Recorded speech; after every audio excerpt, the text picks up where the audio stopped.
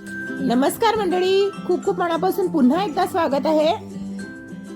आज आपण खूपच महत्त्वाच्या विषयावर माहिती बघणार आहोत. High BP, high blood pressure कसे कंट्रोल करायचे ते आज आपण बघणार आहोत. तर व्हिडिओ पूर्ण फुल वॉच करा. तुम्हाला वारंवार डोकेदुखी, चक्कर, थकवा किंवा राग येतो का? कदाचित तुमचा बीपी वाढलेला असू शकतो. तर याकडे अजिबात दुर्लक्ष करू नका.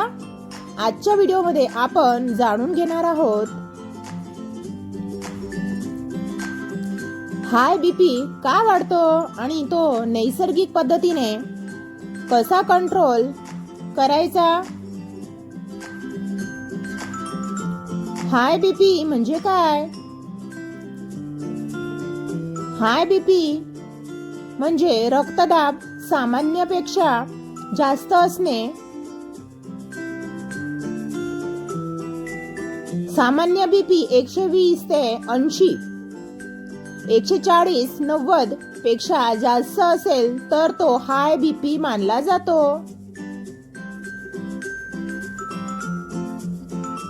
बीपी जास्त काळ कंट्रोलमध्ये नसला तर हृदय, मेंदू आणि किडनीवर परिणाम होऊ शकतो. हाय बीपीची लक्षणे बघूया. काही लोकांना लक्षणे दिसत नाहीत, पण ती लक्षणे दिसू शकतात. काही लक्षणे अशी आहेत की दिसतात. तर ती कोणती लक्षणे आहेत बघूया. डोकेदुखी, चक्कर येणे, सतत थकवा जाणवणे, छातीत धडधड वाढणे, झोप न लागणे, चिडचिड होणे, छातीमध्ये थोडा जडपणा वाटणे, ही हाय बीपी वाढण्याची लक्षणे आहेत. हाय बीपी वाढण्याची मुख्य कारणे काय आहेत ते बघूया. नंबर 1, जास्त मीठ खाणे. चिप्स, पापड, लोणचे यामध्ये खूप जास्त प्रमाणात मीठ असते, त्यामुळे हे पदार्थ अवॉइड केलेले चांगले. फास्ट फूड यामुळे बीपी वाढू शकतो,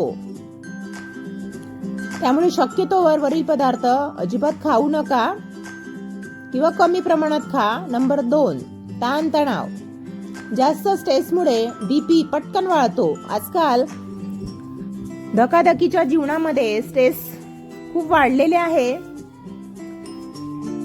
नंबर 3, व्यायामाचा अभाव.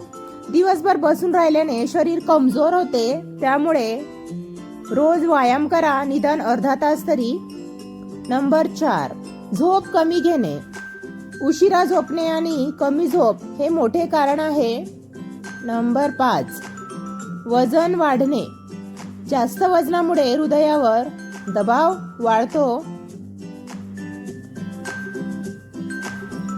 बीपी कंट्रोल करण्यासाठी काय खावे?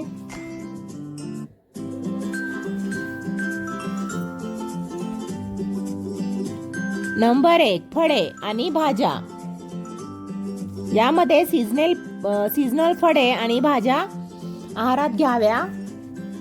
केळी, डाळिंब, टोमॅटो, पालक, काकडी हे शरीराला पोटॅशियम देतात आणि बीपी कमी करण्यात मदत करतात. नंबर 2, कमी मीठ खा. दिवसाला कमी प्रमाणामध्ये मीठ वापरा आणि वरून मीठ टाकण्याची सवय बंद करा.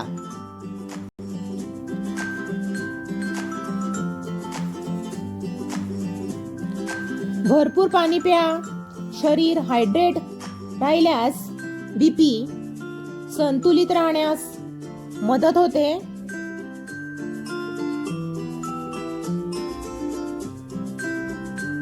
नंबर 4, घरी बनवलेले ताजे अन्न खा. फास्ट फूड आणि जंक फूड कमी करा, शक्यतोवर बंदच करा.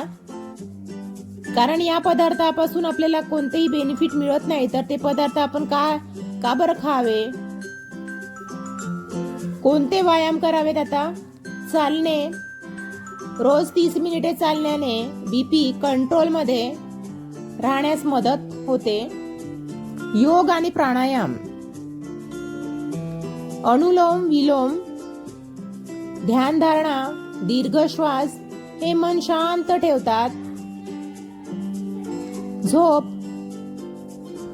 किती महत्वाची. रोज 7 ते 8 तास झोप घ्या. मोबाईल वापरत जागरण केल्याने बीपी वाढू शकतो.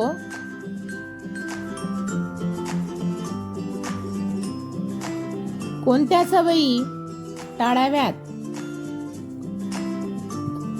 जास्त तेलकट पदार्थ, धूम्रपान, जास्त साखर, सतत स्ट्रेस, उशिरा झोपणे,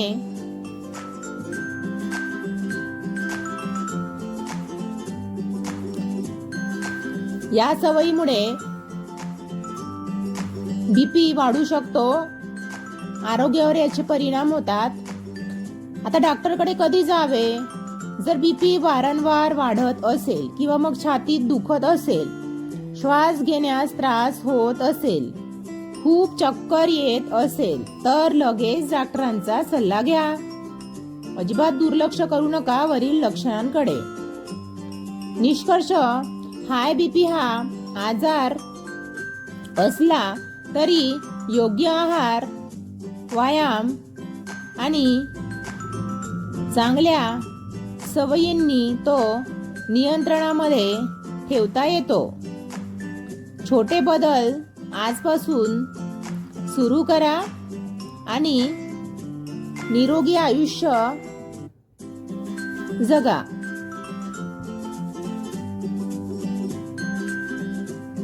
हाय बीपी कायमचा कंट्रोलमध्ये करायचा आहे ना? हे 7 नियम नक्की पाळा.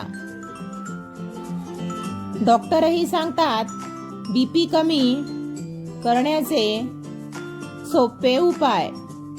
हाय बीपीची खरी कारणे आणि घरगुती उपाय आपण वर बघितली ही माहिती. 30 दिवसामध्ये बीपी कंट्रोलमध्ये.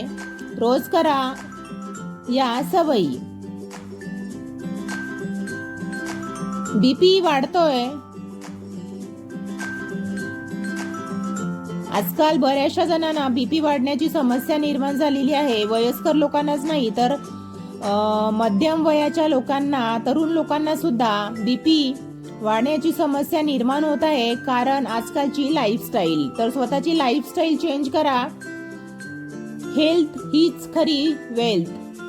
हा व्हिडिओ फक्त सामान्य माहिती आणि जनजागृतीसाठी आहे.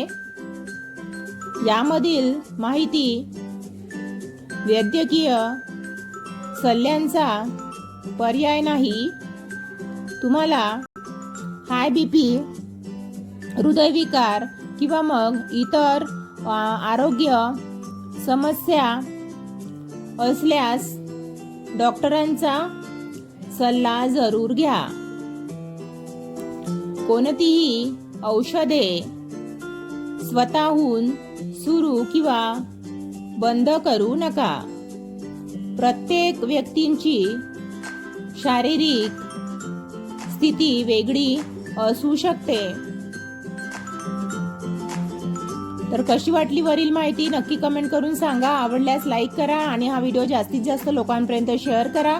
नवीन असल्या चॅनलला सबस्क्राईब करा आणि हो, हाईप करायला विसरू नका. चला बाय.